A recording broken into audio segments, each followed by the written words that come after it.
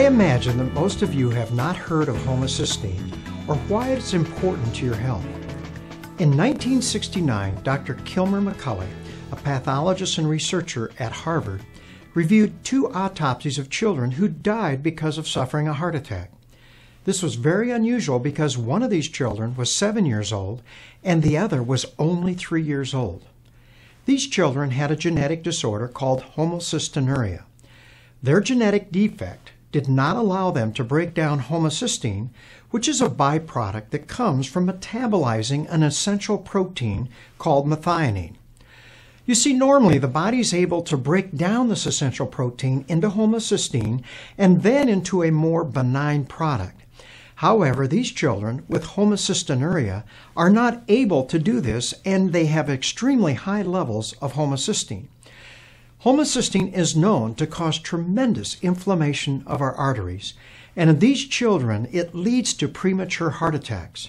Most of these children never see their teenage years because they die prematurely from a heart attack like these 2 young boys did. Now this led Dr. McCulley to postulate that normal people like you and I, who just had modestly elevated levels of homocysteine, except in this case it would be over a lifetime, could possibly be a major cause of heart disease and strokes in our society. Dr. McCulley's research was initially met with great enthusiasm. However, in the mid-1970s, most of the funding of his research was moved to cholesterol research, and in 1979 he was actually fired. Well, we all know now that cholesterol research and cholesterol-lowering drugs are the mainstay of the medical treatment of heart disease in the world today. However, most of us are not aware of the fact that research done in the late 1980s and early 1990s has shown that nearly 15% of every heart attack and stroke in the world today is the result of elevated homocysteine in your bloodstream.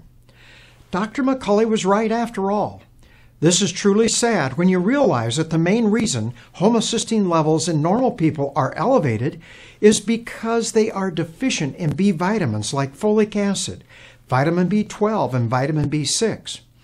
Additional medical research has shown us that by simply taking folic acid, vitamin B12, and vitamin B6 in supplementation at these optimal levels, you can reduce these homocysteine levels to a very safe range, nearly 60 to 70% of the time.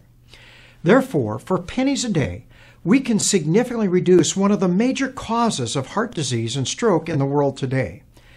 So why haven't you heard much about homocysteine from your doctor? I would imagine that your doctor has checked your cholesterol level. However, has he or she checked your homocysteine level? Do you know your homocysteine level? I have shared in earlier medical minutes that heart disease is not a disease of too much cholesterol in your bloodstream, but instead is the result of low-grade inflammation in your arteries. Well, one of the greatest causes of inflammation in your arteries is elevated homocysteine levels in your bloodstream. However, there just isn't much money in recommending B vitamins.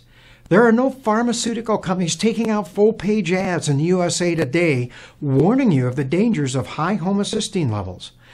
Dr. McCulley feels that this is the main reason that Harvard did not want to support his research. There have now been over 50 other clinical trials that have shown that those individuals who have these elevated homocysteine levels are not only at higher risk of developing cardiovascular disease, but also Alzheimer's, dementia, cancer, and a host of other chronic degenerative diseases. So my personal feeling is that the lower your homocysteine level is, the better. The best way to lower your homocysteine level is to begin supplementing a healthy diet with optimal or advanced levels of folic acid, vitamin B12, and vitamin B6, which is present in the cellular nutrition I recommend to all of my patients.